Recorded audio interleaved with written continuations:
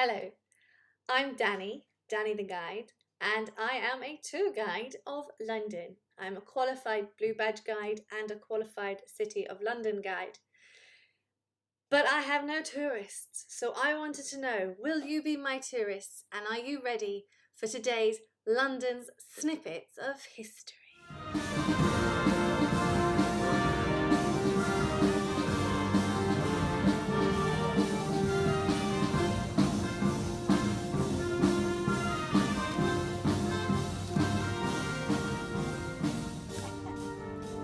Just listening to Katy Perry's Firework, performed by one of the bands of the Household Guards.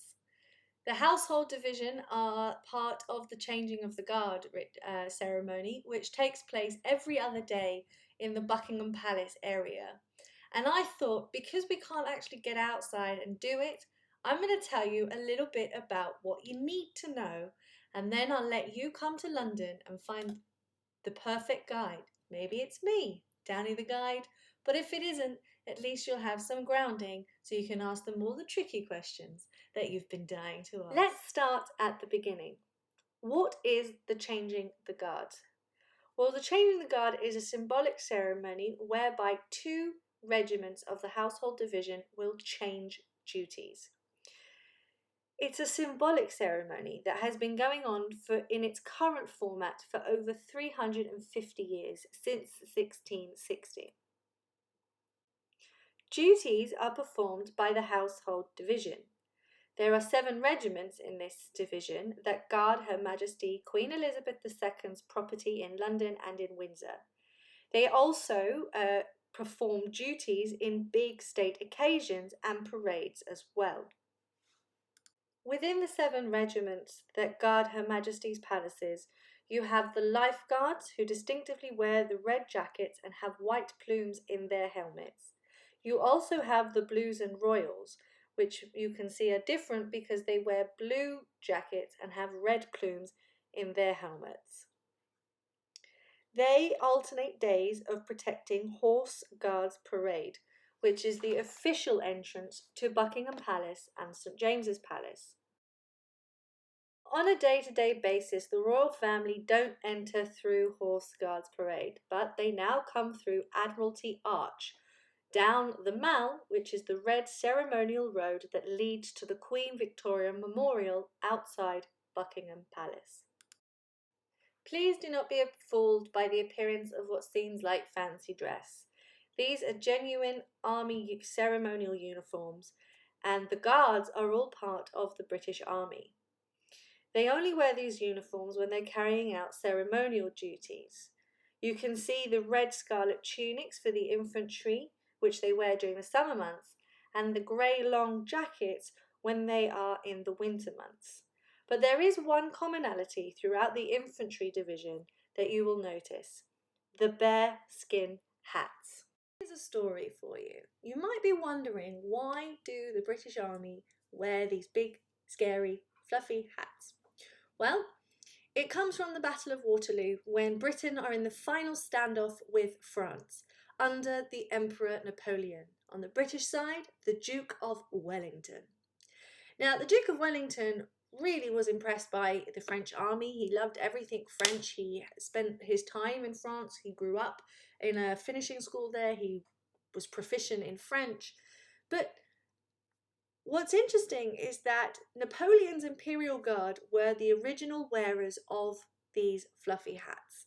And our Grenadier Guards, who are part of the Household Division, managed to break the line on the Battle of Waterloo.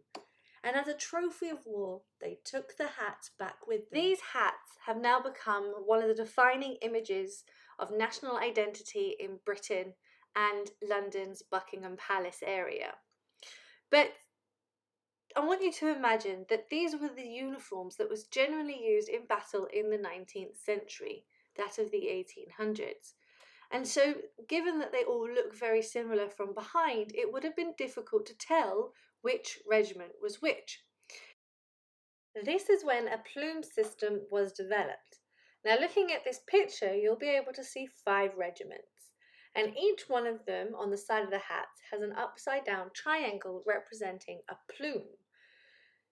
Now, taking the image of the gentleman on our left, the first one on our left, he has an upside down white triangle representing the Grenadier Guards.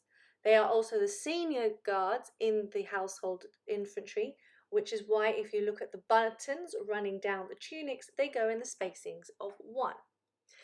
The next gentleman along has an upside down triangle of red representing the Coldstream Guards. They have a red plume, and because they are second in the hierarchy, they have buttons running down in 2s.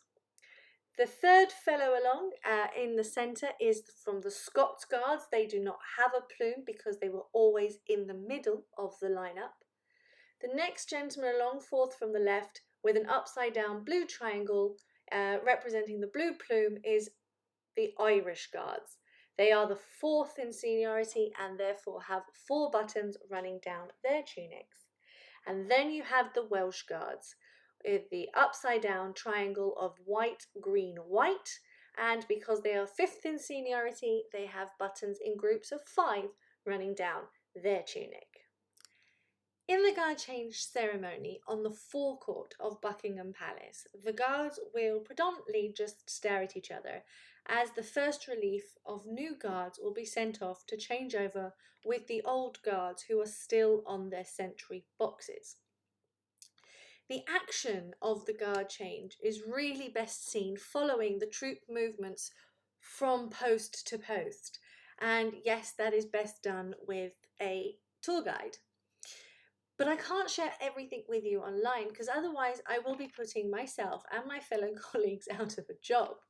So I hope that I've given you a little snippet, something to go on. If you've got any questions, put them in the comment box below and I'll try my best to answer them. But for now, what I will do is I will leave you with the Welsh Guards coming off duty, going back into the Wellington barracks, escorted by the Welsh Guards military band.